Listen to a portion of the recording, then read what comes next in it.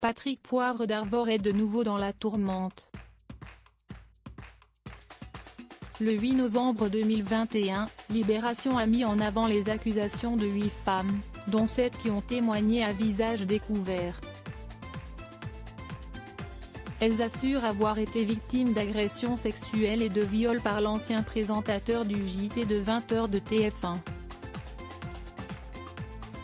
Interrogé sur le sujet par Téléstar, édition de ce lundi 22 novembre, Charles Villeneuve a souhaité défendre l'ex de Claire Chazal. L'ancien présentateur du Droit de savoir en est persuadé, Patrick Poivre d'Arvor est innocent. Je le voyais assez souvent car il a été l'un des créateurs du Droit de savoir. S'il y avait eu quelque chose, ça se serait vu. Moi, je n'ai jamais rien vu. Claire Chazal n'a jamais rien vu. Jean-Pierre Pernaut non plus. Michel Cotta me faisait remarquer qu'elle avait été directrice de l'information, à TF1, et qu'elle avait alors Patrick Poivre d'Arvor en présentateur du 20h. On savait bien qui était devant son bureau, qui allait le voir. On s'est jamais aperçu d'un assaut permanent de sa part sur les dames qui lui rendaient visite, explique-t-il tout d'abord. Charles Villeneuve a ensuite souligné que l'affaire, qui a été lancée par Florence Porcel en février 2021, avait été classée sans suite après 4 mois d'enquête.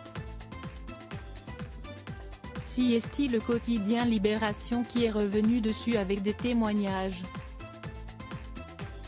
Le parquet va enquêter, nous verrons bien. Mais personnellement, je n'ai jamais vu Patrick Poivre d'Arvor dans cette position-là, a poursuivi le chroniqueur d'Europe 1, Les Spécimens, le débat des grandes voix.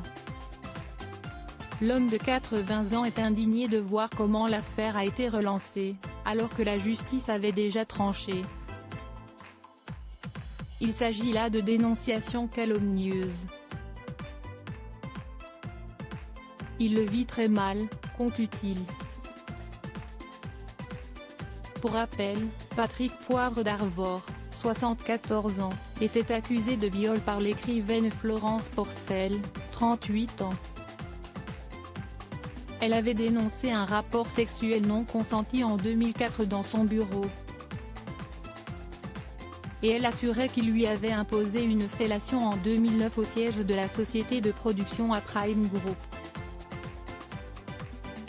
L'enquête préliminaire avait été confiée à la Brigade de répression de la délinquance à la personne, BRDP, de la police judiciaire parisienne à la suite de sa plainte.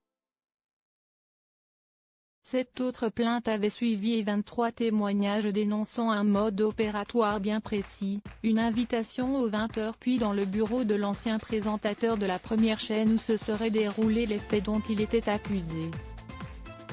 En mars dernier, Patrick Poivre d'Arvor était venu se défendre dans Quotidien, sur TMC.